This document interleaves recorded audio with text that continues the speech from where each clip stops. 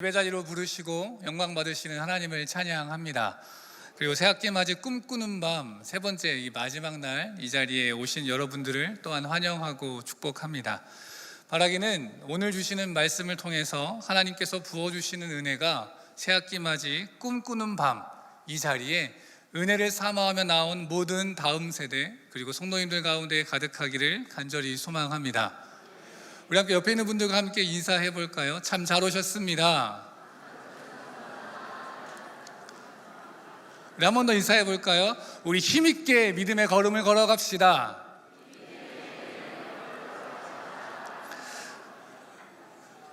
네, 아멘. 누군가 저에게 목사님 혹시 취미가 뭐 어떤 걸 갖고 계세요? 라고 물어보신다면 저는 재밌는 거 하는 걸 좋아합니다 라고 대답할 것 같습니다. 왜냐하면 저는 어떤 것 한 가지를 딱 좋아한다기보다 여러 가지 재밌는 것들 전부 다 좋아하는 그런 모습을 가지고 있거든요. 그래서 제가 참 많은 것들을 좋아하는데 그 중에 한 가지를 꼽아보라고 이야기한다면 저는 만화책 보는 것을 꼽아볼 수 있겠습니다. 요즘에야 이제 워낙 TV 애니메이션이 잘 나오기는 하지만 제가 어렸을 때만 하더라도 애니메이션보다는 만화책 보는 것을 정말 좋아했었거든요.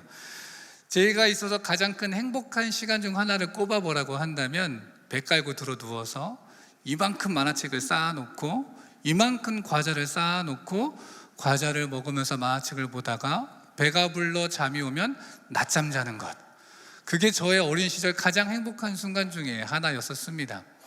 그렇게 어린 시절 만화책들도 많이 보고 또 여러 가지 재밌는 것들을 많이 하면서 자라왔었는데 지금 현재 가장 인기 있는 애니메이션이 무엇인가 라고 물어보면 아마 여러 가지 대답들이 있을 것 같습니다. 여러분 혹시 원나블이라고 들어보셨나요? 그렇죠? 역시 네. 원피스, 나루토, 블리치라고 하는 일본 3대장 만화가 있습니다.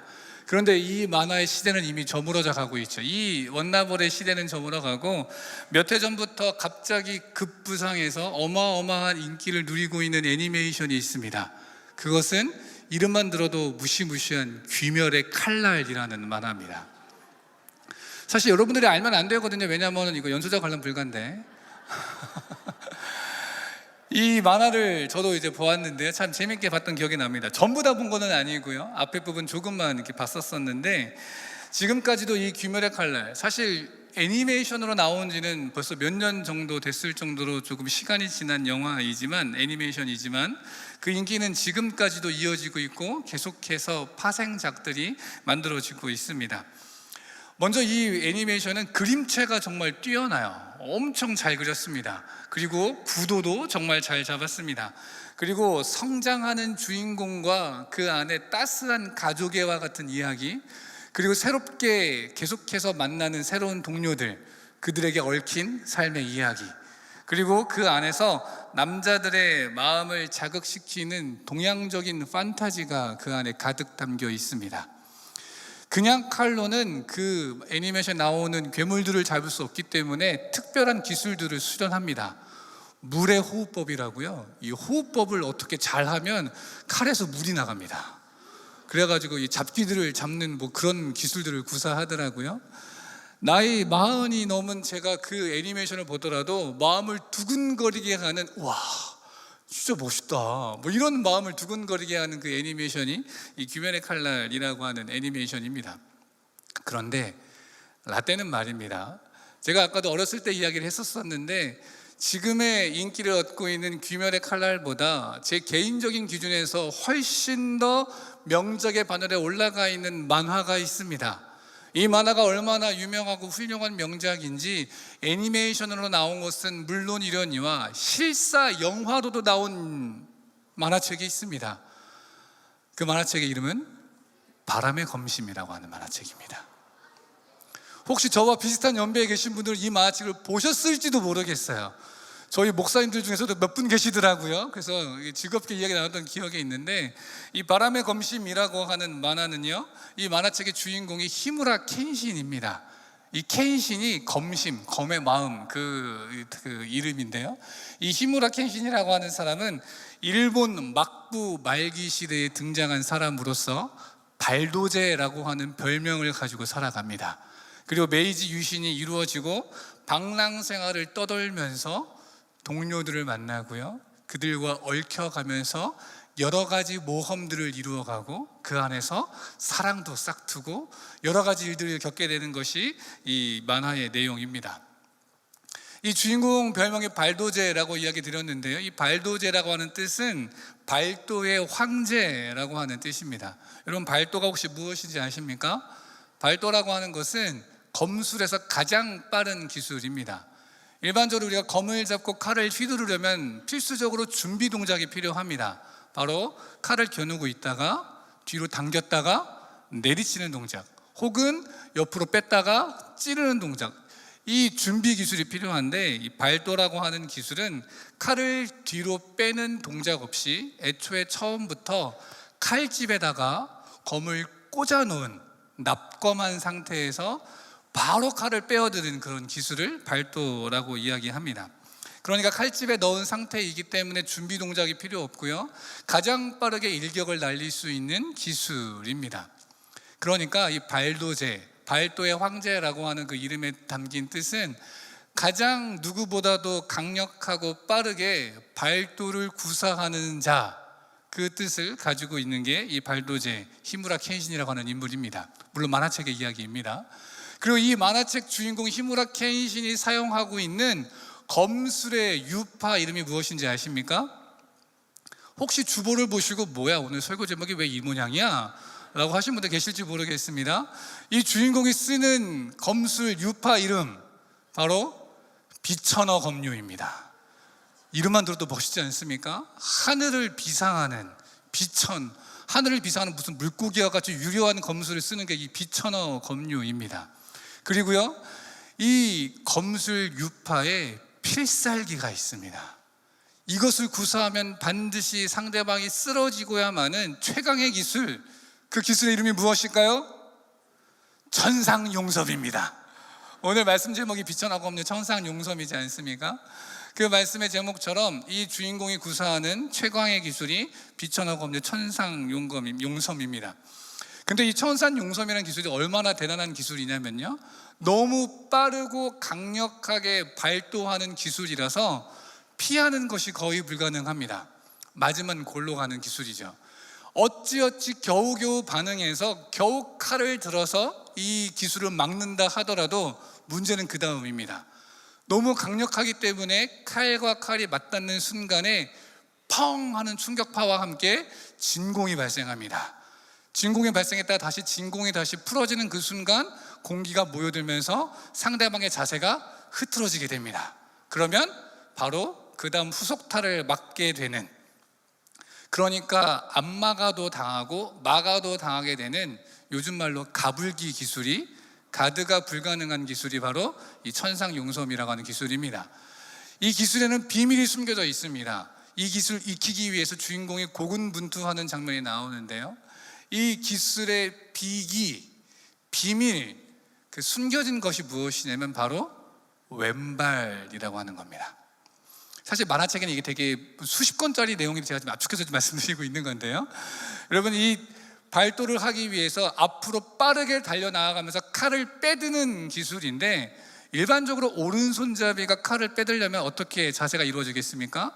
오른발로 강하게 진각을 꽝 밟으면서 칼을 확 휘두르는 게 일반적인 모습일 텐데, 이 천상용섭은요, 오른발을 꽝 밟은 다음에 왼발을 한 발자국 더 가는 겁니다. 그러니까 상대방이 앞에 있기 때문에 정말 위험할 수 있어요. 상대방도 칼을 들고 나를 겨누고 있기 때문에 내가 한 걸음 더 가까이 나아가는 것은 위험할 수 있습니다. 그럼에도 불구하고 필승의 의지를 닮아서 내가 반드시 상대방을 쓰러뜨리고 내가 살아남겠다라고 하는 의지를 담아서 한 발자국 더 힘차게 내디디면서 힘있게 휘두르는 발도의 기술, 뭐라고요? 천상용섭입니다. 여러분들 이제 이 모든 기술의 비결을 알았으니 실생활에서도 사용할 수 있겠습니다. 자, 여러분, 이 기술의 비기가 뭐라고요? 왼발, 다시 말해서 뭐라고요? 한 걸음 더 나가는 겁니다. 제가 정말 많은 시간 동안 이 애니메이션에 대해서 별로 관심이 없을 수도 있을 이 애니메이션에 대해서 길게 이야기했는데요, 제가 왜 이 얘기를 이렇게 길게 이야기했을까요? 바로 오늘의 말씀의 내용의 주제와 이 한 걸음 더의 내용이 맞닿아 있기 때문에 그렇습니다.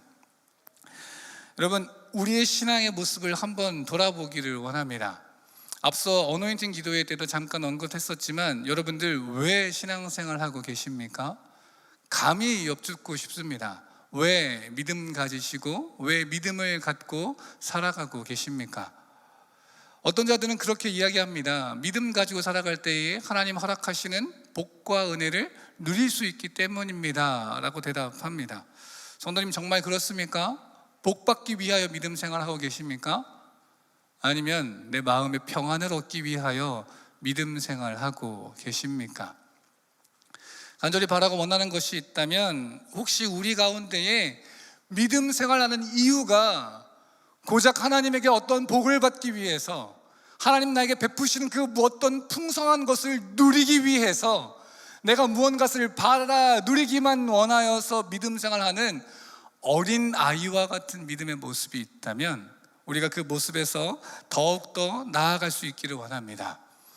무엇을 받기 위함이 아니라 하나님을 기쁘시게 할 수 있는 믿음의 자리, 하나님을 기쁘시게 할 수 있는 우리 모두가 되어지기를 간절히 소망합니다.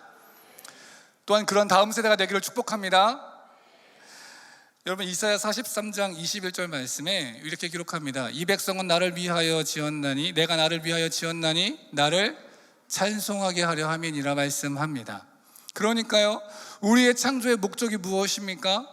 하나님이 허락하시는 복과 은혜를 누리며 즐거워하는 모습이 우리의 창조 목적이 아니라 하나님을 찬양하는 것이 우리의 창조 목적입니다.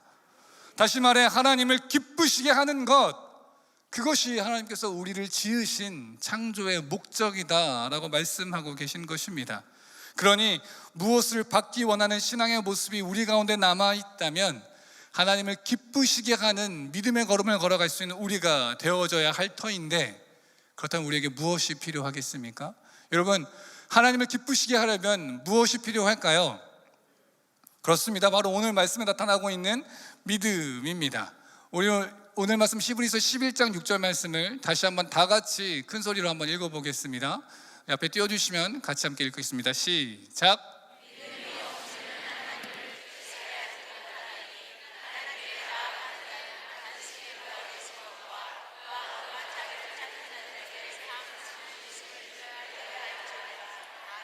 아멘. 오늘 말씀에서 분명히 이렇게 우리에게 말씀하십니다.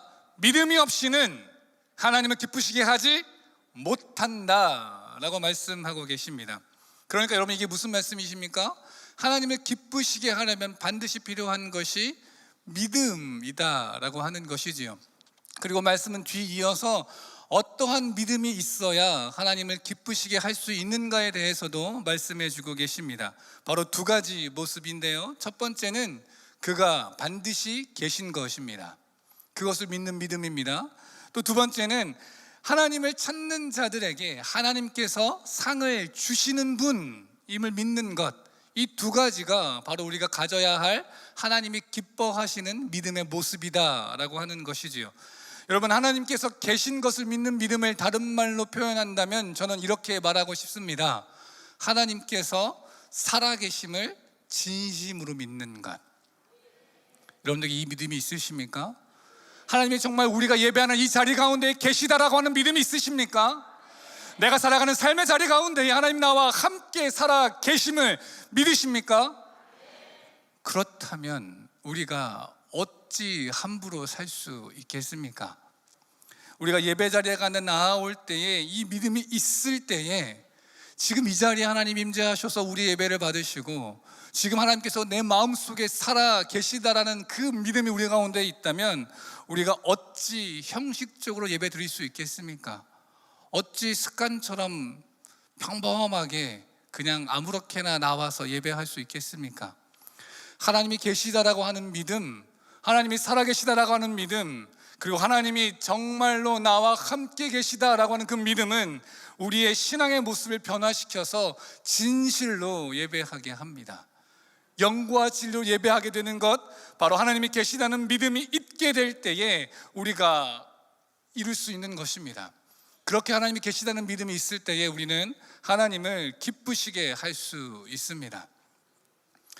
첫 번째가 하나님을 계시다고 하는 믿음이라고 한다면, 두 번째는 앞서 말씀드린 것처럼 하나님께서는 자신을 찾는 자에게 상 주시는 분이다 라고 하는 것을 믿는 것입니다. 하나님의 상 주심을 믿는 것이지요. 우리가 믿음으로 나아갈 때에 하나님께서 허락하시는 상이 정말 너무도 많습니다. 허락하시는 은혜와 복이 풍성합니다. 하지만 그 많고 많은 복과 은혜 중에서 특별히 오늘 새학기 맞이 꿈밤에 나오는 다음 세대들에게 주시는 복과 은혜, 그리고 우리 모두들에게 복과 은혜가 주시는 복과 은혜가 에베소서 1장 17절부터 19절까지 기록되어져 있습니다. 우리 함께 한 목소리로 함께 읽겠습니다. 시작.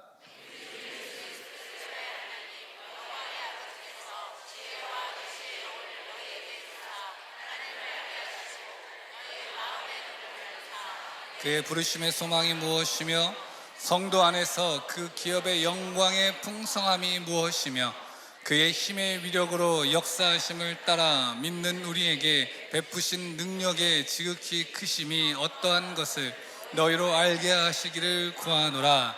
아멘. 여러분, 이 말씀의 본문은 바울의 기도라고 하는 본문입니다. 하나님을 믿는 이들, 이 에베소 교회 사람들에게 바울이 믿음으로 나아가는 너희들에게 이러한 복과 은혜가 있었으면 좋겠다라고 간절히 기도하며 구하는 기도의 내용이 바로 이 기도의 내용인 것입니다. 참으로 하나님께 믿음으로 나아가는 자들에게 이 복이 임할 것입니다.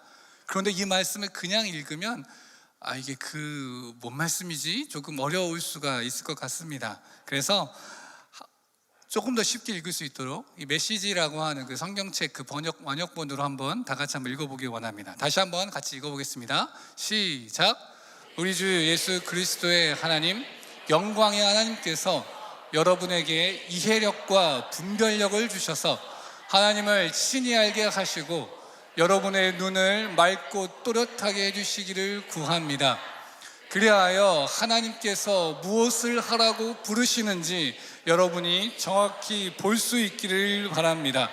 또한 하나님께서 그분을 따르는 이들을 위해 마련해 두신 이 영광스러운 삶의 방식이 얼마나 대단한 것인지, 하나님께서 그분을 믿는 우리 안에서 끊임없는 에너지와 한없는 능력으로 행하시는 역사가 얼마나 풍성한지를 이해할 수 있기를 구합니다. 아멘. 아멘. 여러분, 우리에게 이러한 일들이 있기를, 이러한 복이 있기를 원합니다. 새 학기를 맞이하며 나아가는 이들에게 이해력과 분별력을 주시기를 소망합니다. 근데 이것이 어떤 세상의 지혜와 지식을 얻기 위한 이해력과 분별력이 아니라 세상 그 어떤 것보다 가장 귀하고 소중하신 아버지 하나님의 뜻을 알아갈 수 있는 이해력과 분별력, 우리의 눈을 밝혀주셔서 우리의 삶 가운데 살아 역사하시는 하나님의 숨결을 느낄 수 있는 그 맑은 눈, 하나님이 무엇을 하라고 말씀하시는지 들을 수 있는 귀, 이 귀한 은혜와 복이 새 학기를 맞이하며 새로운 환경 가운데 나아가는 모든 다음 세대들 가운데 있기를 간절히 소망합니다. 우리에게도 있기를 간절히 원합니다. 여러분, 이러한 복과 은혜를 누리기 위하여 우리에게 필요한 것이 바로 믿음, 그리고 한 걸음 더의 자세입니다. 바로 하나님께 나아가는 믿음, 단순히 예배 자리에 나오는 믿음을 말하는 것이 아닙니다. 하나님께 나오는 자라고 했을 때, 그래, 내가 주일마다 예배에 나오지, 오늘 이 금요일에 빛가득 금요기도에 나아오지, 그런 예배의 자리로 나아가는 그것을 말하는 것뿐만이 아니라 그것을 넘어서서 내 삶에서 예배의 장소로 나아가는 것을 넘어서서 내 삶을 예배로 드리며 살아가는 것, 그것을 말하는 것입니다. 이런 위대한 믿음의 발걸음들이 기록되어 있습니다. 성경 곳곳에 기록되어져 있는데요, 여러분, 이 믿음의 걸음이 어디에 있습니까? 요단강 앞에서의 걸음이 있습니다. 요단강 앞에서의 한 걸음, 우리가 잘 알고 있는 것처럼 언약궤를 짊어지고 요단강이 흐르고 있는 그곳 가운데 내딛었던 제사장들의 발걸음이 있습니다. 다시 말해, 여전히 흐르고 있는 그 강 앞으로 걸어갈 때의 담대한 한 걸음입니다. 여러분, 마른 땅을 걸어가는 것은 누구나 다 할 수 있습니다. 출애굽의 여정 가운데에서 가장 긴박한 순간이 언제였을까요? 앞에는 홍해가 가로막고 있고 뒤에는 애굽의 말병거가 쫓아오는 그 순간이지 않겠습니까? 절체절명의 그 순간 가운데에 하나님께서 홍해를 가르시고 맨 땅을 드러나게 하셨습니다. 그리하여 그 길로 이스라엘 백성이 한 걸음 한 걸음 건너갈 수 있게 하셨습니다. 사실 그 길도 어려운 걸음입니다. 이 홍해가 언제 다시 바닷물로 덮일지 알지 못하는 두려움 가운데에서 걸어가야 하는 걸음이기 때문에 그렇습니다. 그런데요, 홍해의 길은 마른 땅이었습니다. 그런데 요단강 앞에서의 걸음은 아직도 여전히 흐르고 있는 그 물입니다. 그 길 가운데 발걸음을 내딛게 되면 어떻게 되겠습니까? 신발이 젖어들 것입니다. 조금 더 나아가면 바지 아래가 하체가 젖게 될 것이고, 점점 더 나아가게 되면 목까지 차오르게 됩니다. 그러면 어떻게 될까요? 뒤로 물러설 수밖에 없습니다. 다시 말해서 언젠가는 반드시 한계가 찾아오는 걸음입니다. 그런데 이스라엘 백성들, 이 가나안 땅을 향하여 들어가는 이 요단강 앞에서 힘있게 발걸음을 내딛었습니다. 누구는 그 걸음을 바라볼 때에 만용을 부린다라고 이야기할지도 모르겠습니다. 야, 그 걸음에는 한계가 있어. 결국 걷다 보면 젖게 되는 거는 너야. 더 젖다가는 이제는 목까지 차오르고 숨을 쉴 수 없을 정도까지 나오면 어떻게 더 걸어갈 수 있겠습니까? 죽음밖에 기다리는 것이 없는데요. 그러니 뒤로 돌아 나올 수밖에 없는 한계가 있는 그 걸음을 왜 고집을 부리며, 왜 말도 안 되는 만용을 부리며 나아가느냐라고 이야기할 수 있을지도 모르겠습니다. 그러나 그들의 걸음 앞에 무엇이 존재하고 있습니까? 그들이 걸어갈 때 그들이 짊어진 것, 언약궤입니다. 다시 말해 하나님이 앞장서서 함께하고 계시는 것입니다. 전능하신 하나님이 함께하고 계시기 때문에 그들의 걸음은 만용이 아니라 능력의 걸음이 되는 것입니다. 하나님과 동행의 한 걸음을 내딛으며 나아갈 때에 역사가 시작됩니다. 놀라운 일이 열려지고 진정한 은혜의 자리로 나아갈 수 있게 되는 것입니다. 한 걸음 더의 믿음의 걸음, 또 어디에 나와 있습니까? 물이 포도주로 변하게 되는 걸음입니다. 우리가 잘 알고 있는 것처럼 가나의 혼인잔치에 포도주가 바닥나게 되고 예수님께서 하인들에게 이 정결 예식으로 쓰는 물을 가져다가 주라라고 명령하셨습니다. 여러분, 이때의 물이 마시는 식수가 아닙니다. 깨끗한 물이 아니고요, 더러운 손과 발을 씻기 위한 그런 물입니다. 그런데 그 물을 가지고 연회장에게 갖다 주는 것, 이 물이 어떤 일도 일어나지 않으면 내가 큰 코 닥칠 수 있다는, 나에게 어떤 위험이 있을지도 모른다라고 하는 생각들이 하인들에게 있었겠지만 그들은 바보 같게도 명령에 순종하여 그 일을 행하였습니다. 어떤 사람들은 그렇게 말할 수 있겠습니다. 바보니까, 야, 하인들이 뭐냐, 시키는 대로 하는 게 하인들이지, 그러니까 바보같이 그렇게 한 거야 라고 이야기할 수도 있겠지만, 우리가 살펴보아야 할 것은 누구의 말씀에 순종하였는가 라고 하는 것입니다. 이들이 정말 아무것도 모르는 사람들의 명령에 순종하였다면 바보 같은 순종이겠지만, 이 물을 가져다가 연회장에게 갖다 주라라고 말씀하신 이가 누구십니까? 예수 그리스도이십니다. 그분의 말씀에 순종하며 나아간 것이기 때문에 그들은 바보 같은 것이 아니라 그들은 철저한 믿음에 순종한 믿음의 걸음을 걸은 사람들이 되어지는 것입니다. 그들이 그렇게 명령에 순종하여 한 걸음 더 내딛으며 나아갔을 때에 하나님의 역사를 가장 가까이에서 가장 먼저 가장 확실하게 체험한 사람들, 바로 그들이 되었습니다.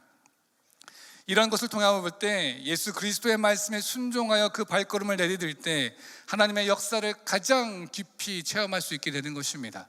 여러분, 하나님의 은혜를 경험하기 원하십니까? 그분이 살아계시는 것을 내 삶 가운데 경험하고 싶으십니까?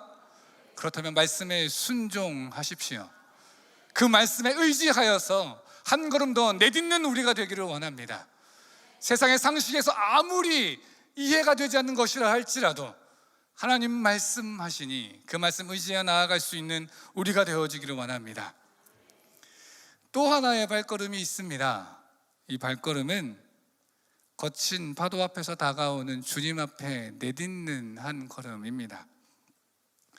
마태복음과 마가복음에 보면 오병이어에 대한 이적에 대한 이야기가 나옵니다. 그리고 5천 명을 먹이신 예수님께서 제자들을 먼저 떠나 보내십니다.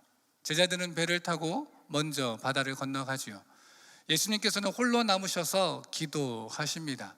밤 늦게까지 홀로 남으셔서 기도하신 예수님께서 이제 제자들을 만나기 위하여 제자들에게 다가가십니다. 문제는 이 다가가시는 방법이었습니다. 어떻게 다가가셨죠? 물 위를 걸어서 가셨습니다.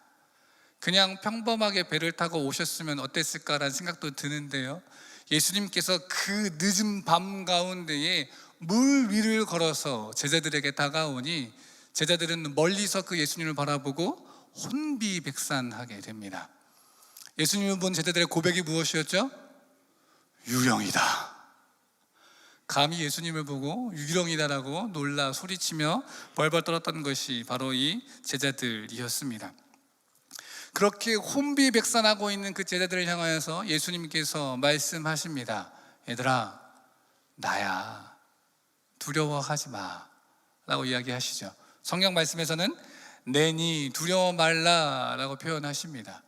예수님께서는 놀라있는 그 제자들을 진정시키면서 나니까 무서워 말고 두려워 말라 라고 이야기하십니다.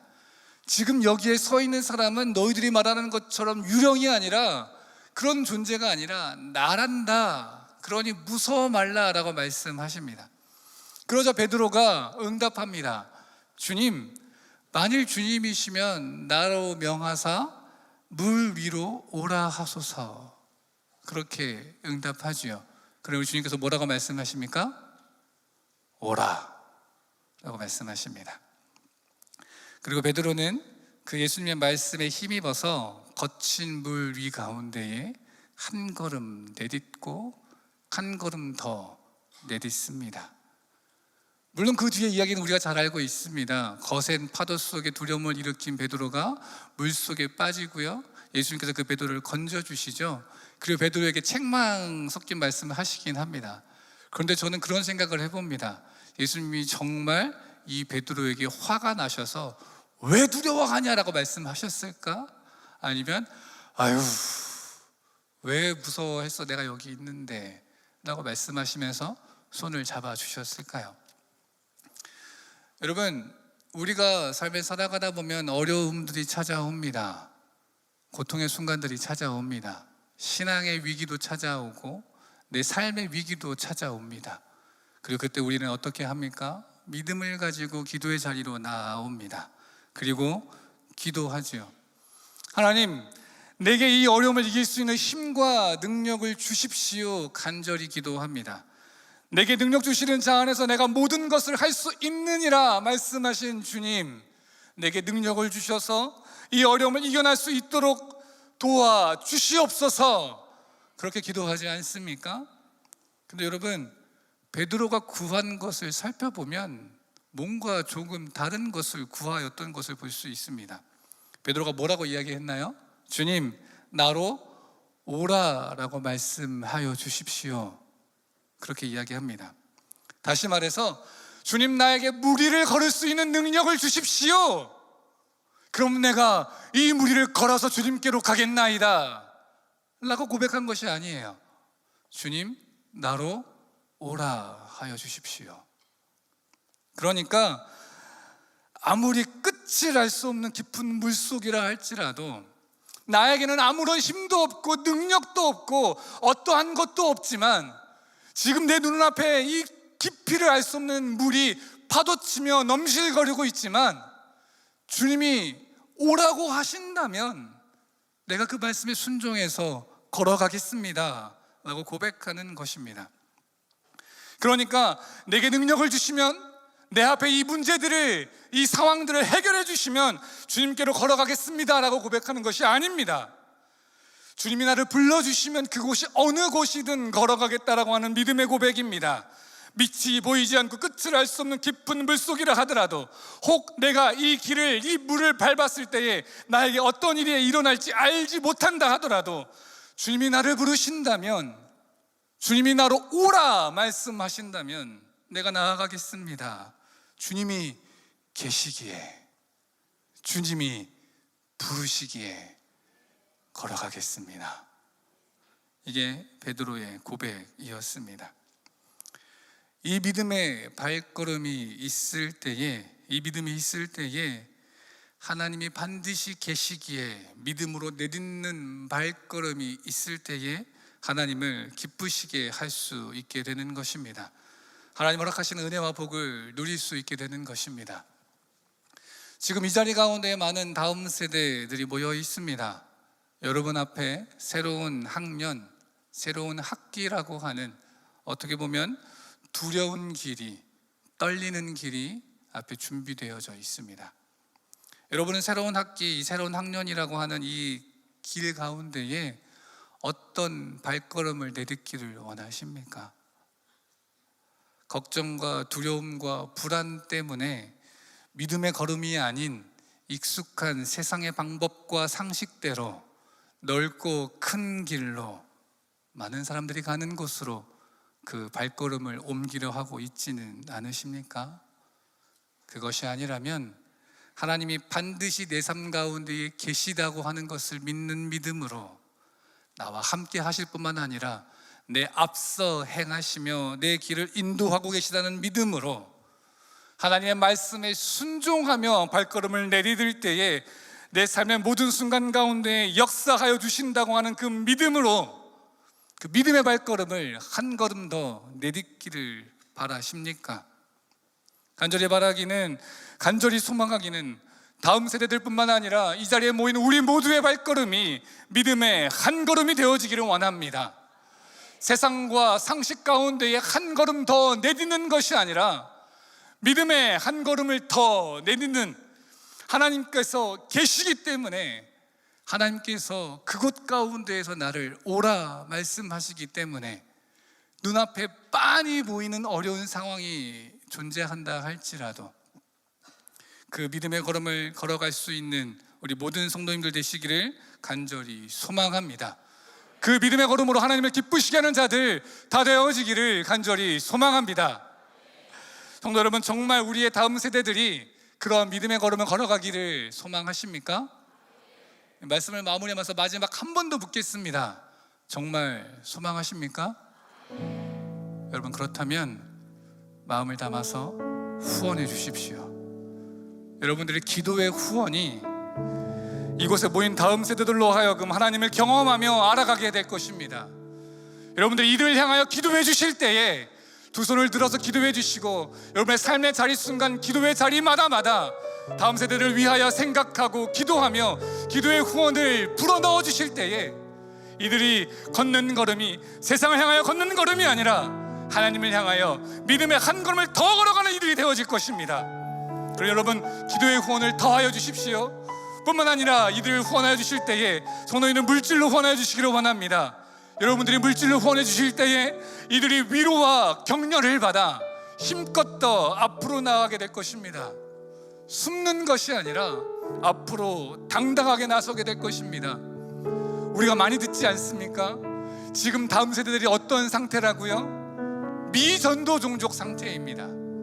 많아가면 나 혼자만 믿는 상태, 내가 믿는다고 이야기하지 않으면, 아니 내가 없다면 입안에 믿는 자가 아무도 없는 그 상태, 5%가 안 되는 그 상태가 이 다음 세대가 아닙니까?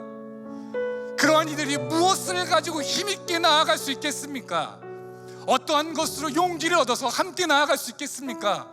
나를 사랑해 주시는 성도님들의 기도, 나를 위해서 격려하고 힘써 주시는 성도님들의 후원이 있을 때에, 그 도움의 손길이 있을 때에 숨는 것이 아니라 나와 함께 하시는 그 성도님들의 도움과 그 손길과 기도로 인하여 힘있게 발걸음을 내딜 수 있게 될 것입니다. 그럼 여러분, 다음 세대들을 사랑한다면, 진정 사랑한다면 정말로 사랑하여 주십시오. 내 사랑하는 자녀들을 안고 기도하여 주시는 것처럼 내 사랑하는 자녀가 잘 성장할 수 있게 되기를 바라는 마음으로 내가 가진 것을, 내가 가진 시간을 아낌없이 투자하여 이들을 위하여 사용하는 것처럼 우리 한 공동체 안에 우리 다음 세대들 사랑하여 주십시오. 기도하여 주십시오. 격려하여 주십시오. 위로하여 주십시오. 꿈꾸는 마음이라고 우리가 모였습니다. 이들이 정말 하나님의 꿈을 꾸며 나아갈 수 있는 자들이 되어질 수 있도록 하나님이 허락하시는 땅 가운데서 베푸신 비전을 가지고 그 뜻을 펼치며 살아갈 수 있는 자들 되어질 수 있도록 함께 힘이 되어 주십시오.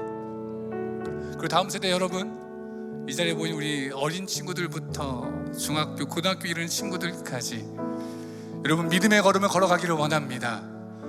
하나님 여러분들과 함께 하여 주십니다. 새로운 곳, 새로운 환경 속에서도 하나님이 먼저가 계십니다. 그 여러분들을 불러주십니다. 오라, 걱정하지 말고 오라, 두려워하지 말고 오라, 내가 있으니 걱정 말고 믿음의 걸음을 걸으라 말씀하십니다. 여러분 그러니 믿음으로 고백하십시오. 믿음으로 숨는 걸음이 아니라 내 믿음을 밝히 보이며 등경 위에 올려진 등불처럼 믿음을 드러내며 선한 행실로 드러내며 나아갈 수 있는 자들, 이 새학기 가운데 그런 여러분들 되어지기를 축복합니다. 우리 함께 찬양하며 나가기 원합니다. 함께 찬양하실 때에 이렇게 말하였지만 여러분 이게 얼마나 힘든 걸음인지 우리가 알지 않습니까? 믿음으로 걷는 걸음이 얼마나 힘든 것인지 우리가 잘 알고 있습니다. 그러나 주의 말씀에 의지하여, 믿음에 의지하여 이 걸음을 내딛겠습니다. 주님 가라고 하시는 그 길 가운데 내가 나아가겠습니다. 주님 불러주신 그곳 가운데 내가 발걸음을 내디디며 나아가겠습니다.